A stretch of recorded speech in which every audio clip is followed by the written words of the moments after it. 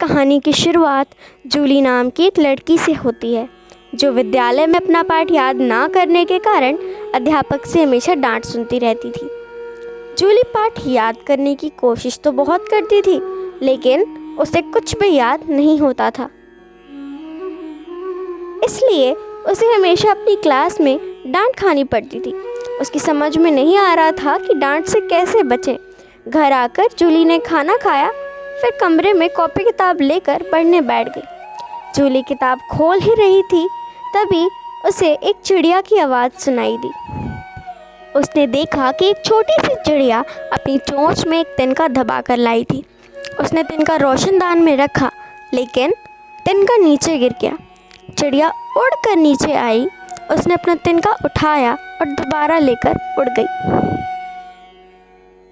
उसने तिनका फिर से रोशनदान में ले जाकर रखा, लेकिन तिनका वापस से नीचे गिर गया। जूली की माँ कमरे में बैठी कपड़े सिल रही थी। उसने अपनी माँ से पूछा, माँ चिड़िया क्या कर रही है?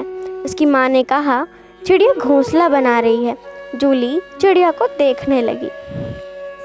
जूली ने देखा कि रोशनदान से तिनका बार बार नीचे गिर जा रहा था।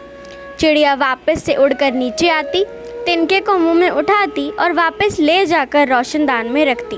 उसके बार बार प्रयास करने से वह तिनके को रोशनदान में रखने में सफल हो गई और अपने कोशिशों से उसने एक सुंदर घोंसला बना लिया। जूली ने देखा कि बार बार प्रयास करने से एक चिड़िया जब घोंसला बनाने में सफल हो सकती है, तो मैं तो एक इंसान हूँ। अगर मैं बार बार कोशिश करूँ तो मैं सफल क्यों नहीं हो सकती। जूली के मन पर इस बात का बहुत गहरा प्रभाव पड़ा और उसने दृढ़ संकल्प किया कि जब तक मैं अपना पाठ याद नहीं कर लेती, तब तक मैं हार नहीं मानूंगी। और इसी निश्चय के साथ जूली पढ़ाई करने में जुट गई। अब उसे पाठ याद होने लगे। जब तक उसे पाठ याद नहीं हो जाते, वह पढ़ाई करती रहती। अब उसे अध्यापक से कभी डांट नहीं पड़ती। इस तरह जूली ने अपने पढ़ाई में बदलाव किया। दृढ़ निश्चय और परिश्रम से मुश्किल काम भी आसान हो जाते हैं।